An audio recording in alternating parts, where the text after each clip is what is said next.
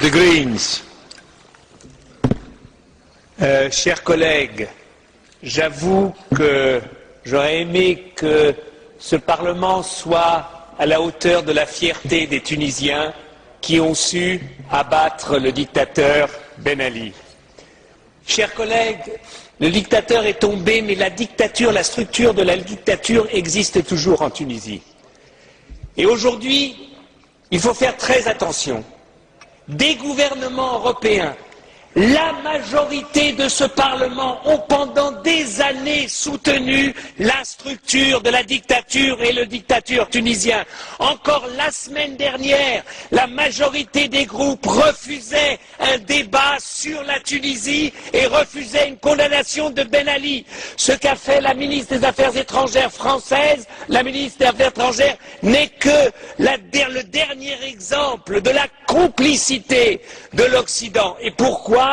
Pour la peur, parce qu'on avait peur de l'islamisme. On a raison d'avoir peur de la dictature, de l'islamisme. Mais quand on a vu ces jeunes, quand on a vu ces Tunisiens qui n'avaient rien d'islamiste, qui se battaient pour la liberté, et M. Sidi Bouzid, qui s'est immolé, c'est le Yann Palach de la Tunisie, et quand Yann Palach s'est immolé, tout ce Parlement était derrière lui. Nous ne sommes même pas capables d'être derrière Sidi Bouzid. Voilà la vérité de ce Parlement. Alors maintenant, il s'agit d'agir pour la Commission.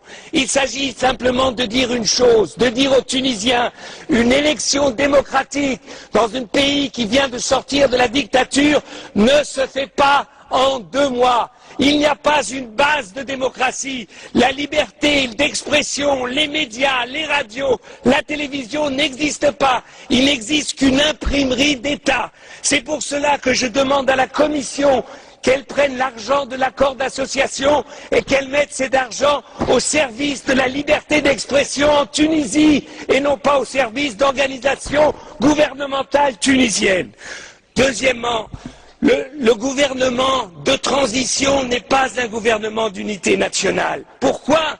Parce que la majorité de ceux qui sont battus ou qui sont en exil ne sont pas encore rentrés, ne sont pas reconnus.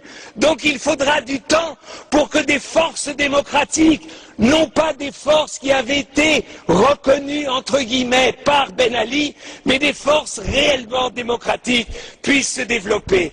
L'Union européenne doit démontrer que pour nous, ce qu'il se passe en Tunisie, c'est la clé de la compréhension et de l'espoir pour tous les pays arabes. Tous les pays arabes, tous les pays arabes, tous les pays arabes. Démocratie et islam veulent aller de pair. Et si nous sommes capables de soutenir la démocratie tunisienne en train de naître, eh ben nous verrons qu'en Égypte, en Jordanie, en Syrie et partout, le peuple et les peuples vont s'élever contre leurs dictateurs. Nous avons une responsabilité, nous tous ici, parce qu'enfin, des Tunisiens, donc une partie du monde arabe, nous montre que l'espoir de liberté qu'on a vu en 89 dans les pays de l'Est, ce même espoir est aujourd'hui en train de naître dans un pays comme la Tunisie, demain en Algérie, après-demain en Égypte ou en Jordanie.